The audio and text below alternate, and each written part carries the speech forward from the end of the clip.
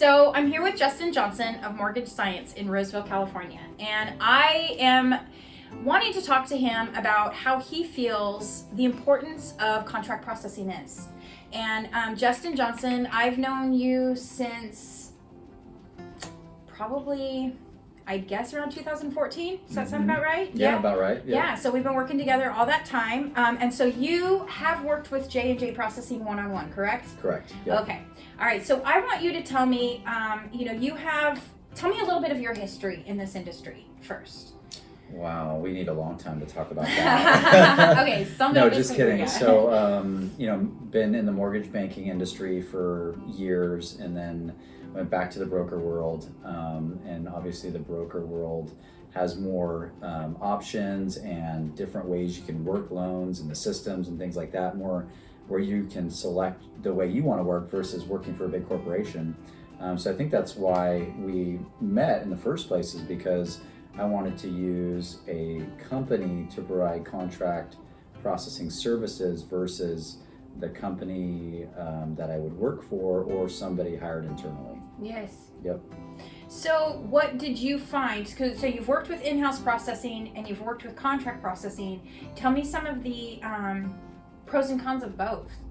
Yeah, well, your in-house is nice that there's somebody right across the way from you. That's always the perk, but at the same time, you're stuck with that person right across the way from you. So with contract processing, you can pick who you want to work with, and that's why we picked each other essentially, is you can pick that person that you want to work with. And you're not always bound to maybe one person. Maybe that contract processing company has two people that work with it, or sometimes they have a whole team like you guys do that work on your file. So you have a lot of different people at your disposal. Now, with that said, have you found that if one of my employees is out sick or anything, has that affected your business at all? Or do you see things just keep moving? Whereas like if your in-house is out sick, I mean, kind of, what's the difference there? I mean, obviously it's kind of, it sounds like it's obvious, but I do want people to know. Yeah, I mean, if your employee's sick internally with, if you have processing in-house, I mean, you're kind of stuck unless somebody else can jump in that seat. But with you guys, you have multiple people that can cover the desk, or you, if you want to jump in and do that stuff. So I think it's more flexible when there's more people to call, more people that are designated to the file. So right now, as we know, business has slowed down quite a bit. Obviously, those refis are going away, and you're having to fight a little bit more for purchases. So do you find yourself having to get out of the office more? I mean, kind of what does that look like for you? And then what did that entail for your processing right now? Well, I did have somebody in-house, which is, as a small business owner, you're always looking at your expenses. And when you're paying employment tax, SSI, disability, unemployment tax, all that stuff, it really adds up on top of what you're paying for somebody. And then if that person isn't as busy as you hope they are because business is slowed, it really becomes a big expense on your books. So, whereas contract processing, you're paying per file. You're not paying per head. So if I have somebody sitting here, it might cost me $70,000 a year, even if I only do 50 files this year. Where if I did 50 files with a contract processor, that's, let's say, $40,000 at $895 a file. So I just saved myself $20,000 to $30,000 a year, with the same production. So I guess looking ahead, as the market changes, you got to change too, and contract processing is a good fit for that. Okay, now I want to go over, I know when I first started expressing to people that I had this contract processing company, a lot of the resistance I got was, well, I don't know who's working on my file. I don't know if you guys are actually doing the job. What are your qualifications? All of those types of things. So you knowing us and have worked with us in the past, and we've had seasons where we weren't working together. We just kept in contact. Would you say, would you trust J&J with your loans again? Oh yeah. Yep. So totally. So you because felt, I've learned a lot from you guys. I think that's one of the things about me, is I'm always open to learning new stuff about files, and the more people you're working with, just like you guys work with tons of lenders. So maybe I only work with 3 or 4, but you're like, hey, try out this lender. I think originally you turned me on to one of the best lenders I use right now. Yeah.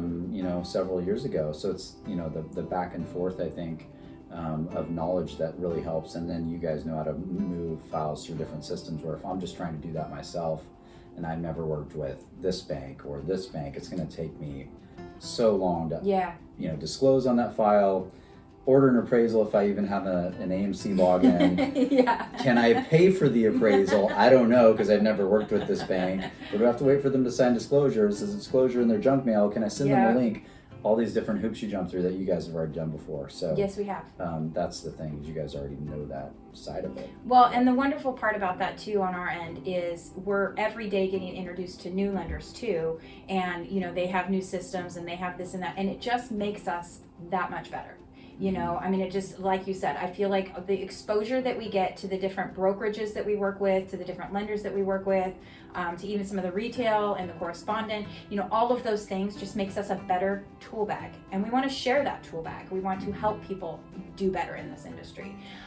So yeah, I definitely agree with you in the sense that you're going to get variety. That's for sure. We're going to have that exposure to that variety. And even if we get stuck with a new lender, we just recently got introduced to a new lender, and right away, we know who to call, we know how to figure it out, and we usually stick an employee on it that day. Go master that website. Right. Figure it out. That way we don't have to master it again. So that's I do agree. That's really crucial. Especially because I know personally I've lost days just based on technology alone. Trying to get a loan in the system, day after day you keep trying, and it's like, oh, we'll contact us customer service, you need this code, you need that code, blah blah blah, and you're back and forth, and next thing you know, 2 days have gone by and you still haven't gotten that LE. Right. And think if you're the loan officer or the broker that needs to be getting new business and you're doing that. Correct. So that's what you're saving us is. Unfortunately, it's on you, but but I'm okay with that. You learn it once, you use it 100 times. Yes. We learn it once, we use it a couple times. So it really helps to have somebody going through that and helping us through it. Yeah. Well, and I want to see some of that old school face-to-face with realtors again. Mm-hmm. I want loan officers to be able to go into their office and do presentations like we used to, because I remember those days. I remember the realtors getting excited about new programs and hearing about those things, and it's just not something that happens very much anymore. And I know that COVID has put a lot of restrictions on things, but all that's starting to open up again. It's now time to start becoming part of your community, joining your chamber, going to the ribbon cuttings. It's time for you guys to start doing those things again so that the industry does start picking up. Because right now it is a purchase market, so we want to see, I want to see those realtors getting taken care of, bringing more buyers, and eventually those buyers are going to bring you their family and, so on and so forth. So yeah, I want you guys building those relationships. And if we can be a stable foundation for that, that's what I want. Yeah. That's what I want to see. As a loan officer in the field, you have to know that your loans are moving forward, because every little request builds up and a day goes by and a day goes by. And right now we're held to really tight standards because the market's so tight. So a 21-day close is kind of the norm right now. It's not like we get ahead of the other guy because we're at 21 days. So we have to actually be better than 21 days. And if we want to go get new business, that means what's happening behind the scenes has to happen fast. So it's good to have people like you sitting there ready to go when things come in the door. Yeah. So Jessica, you've obviously taken care of my files in the past very well. And, for people that don't know you, or how you work, if I'm a new loan officer, what should I expect on my first submission to you? That's a good question. Okay, so your first submission, I'm basically going to sit down and, tell you, we need this particular form sent to this email.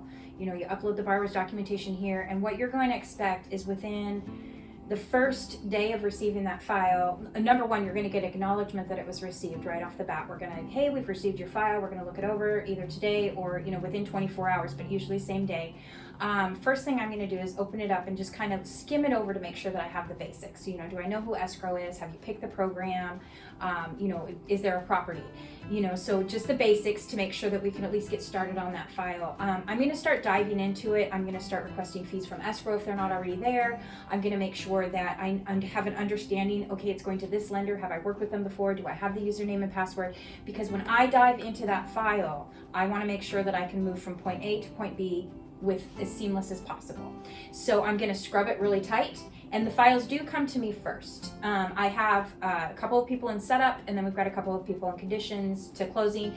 So, there is a team working on all the files at the same time. We correspond with each other all day long. We're in the same office together. Nobody is remote, so we're all in the office.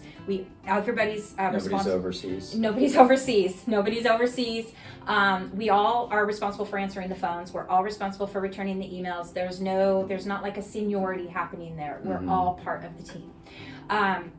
So the file comes in, I scrub it, I make sure that it looks good, make sure that I've got the tools that I need to get the job done, and then I just start diving into it. And if for some reason I can't move to the next step, the first thing I do is contact that loan officer or whatever the challenge may be. Contact that person and say, listen, I can't move forward without X, Y, and Z. And I make sure that I follow up each moment to get X, Y, and Z, because I know that we've got that countdown happening, that TRID has started, and we've got to get that LE out or whatever the next step is in that file.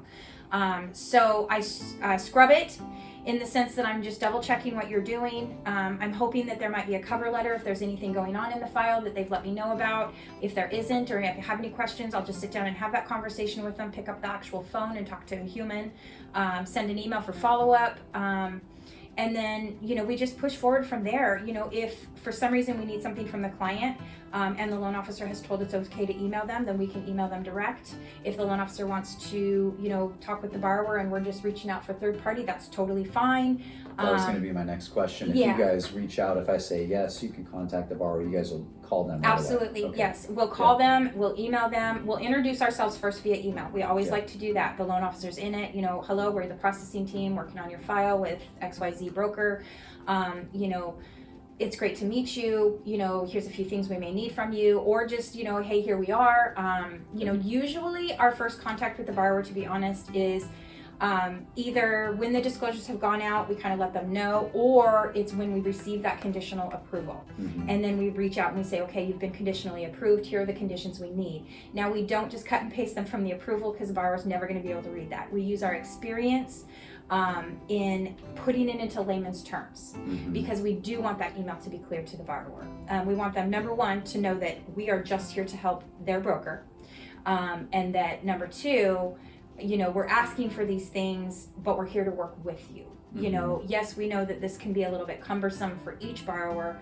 Some of this can be out of their realm of understanding, but we want to take that time. So I do think that one of the qualities that my staff does have, that we've instilled in them over time, is you've got to understand what you're asking for so that you can explain it to a borrower. You've got to understand what the underwriter's asking for to know whether or not you actually need it. So you have to have an overall understanding of the file to deal with just the smallest of conditions, because it just makes it crucial. I just feel like you do a better job when you become more familiar, so that's kind of, we don't like to just cut and paste conditions. We don't like to just go off of a checklist.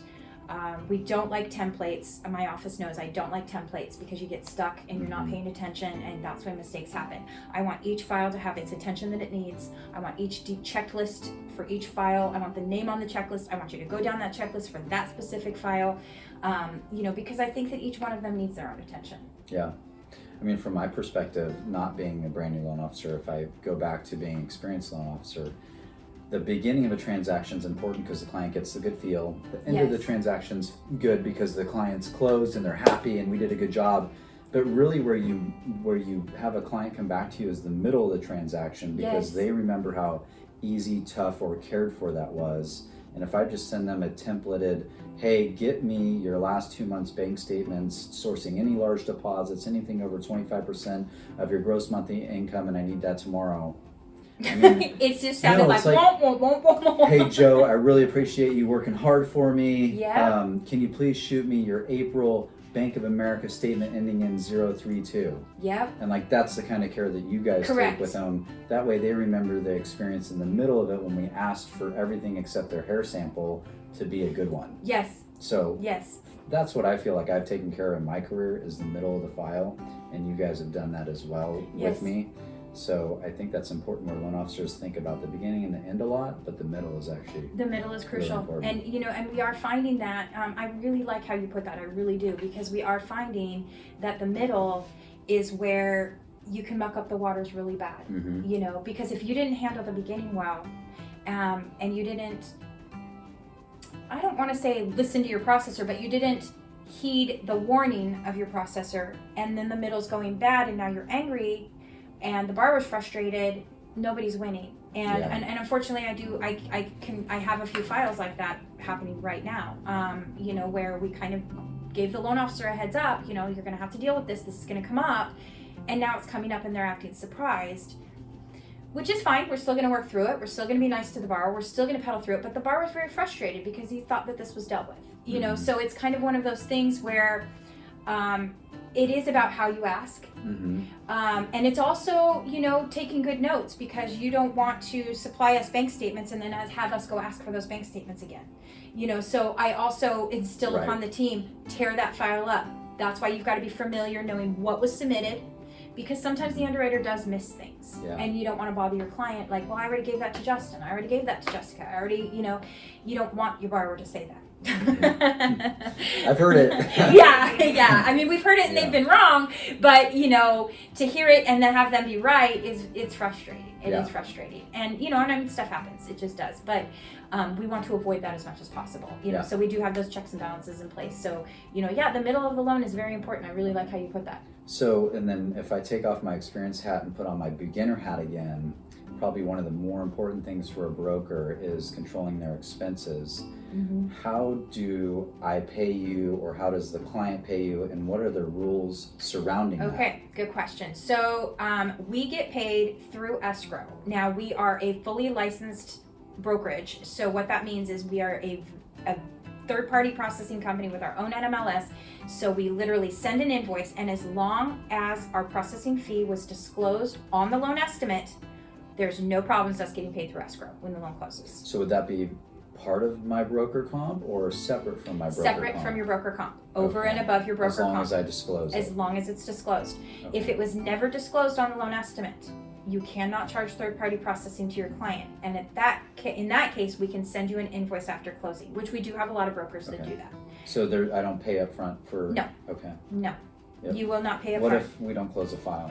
I don't get paid. Okay, me either. No, none of us do. But I will like to put this caveat out there that, we do track pull through. So eventually, if I find that we're working on a lot of loans and they're not closing, we would have a conversation and just figure out what's the stall, what's happening, where are they going wrong? Because I want to help people close loans. I want these borrowers' loans to close. So I'm not just going to say, oh, you are sucking as a loan officer, goodbye. We're going to figure out what the problem is and see if it's something that we can solve together. Okay. So lastly, on that topic, I'm a newbie, and I hear the word disclosure and I run because I have no idea where to input a fee because there's 900 fields. Yes. Do you guys do that? Oh, absolutely. Okay. Absolutely. And what's that look like? It's very simple. We are definitely going to want you to pick the program and the rate for your client, because that's your job as the loan officer. You're going to determine what is best for that client, what is it that they're seeking. So once you determine this is going to be the best program for my client, whether it be a bank statement loan, a 30-year fixed, FHA, I don't know, whatever that program is, you determine it. You determine the float rate or the lock rate if that's what you want to do. And then from there, if you've picked your financing lender or you are a correspondent lender, chances are we can get those fees. So box A is taken care of. We move into the next box of the LE, and you've got your appraisal, your credit, and that's where you would disclose the third-party processing if you want it. So if you let us know, hey, I want to charge this, we're going to work on that. We're going to go get the appraisal fee schedule from the financing lender, whatever that looks like. Title and escrow, we're going to get a fee quote from them. Most lenders do a smart fee quote, and that kind of protects you in disclosing the title and escrow fees. So we'll work with you on that. We'll figure out, hey, do you want to be real tight on this one, or do you want to go with their smart fee quote? We'll kind of work with you on that. Figure out, okay, this lender likes this lender doesn't. Some lenders hold you to those fees, some don't. We can help you with that. We know. So the word disclosure should not scare anybody. Okay, I feel better. Yes, it should not scare anybody. We can totally maintain that. And any questions that we have, we know exactly who to ask for the answers. Yeah. So, and a lot of things you'll find, like, okay, well, United Wholesale does it this way, Home Point does it that way, blah, blah, blah, blah, blah. So that's why it's super important for my staff to know how CFPB does it. How does DRE do it? So that's when we have actually talked to lenders and gotten them to see, like, no, really, this is not how you do it, or this is how you do it. And because they've got their checks and balances and their systems in place, which is great, but that's literally technology telling them the guidelines, and that's not how it should be. So it's important for us to understand those rules, to understand those dates, how you calculate them, when do they start, this fee, can it be changed, can that one be changed, where's the tolerance, 0 tolerance, no tolerance, 10% tolerance. All of those things are super important to know at a level of TRID.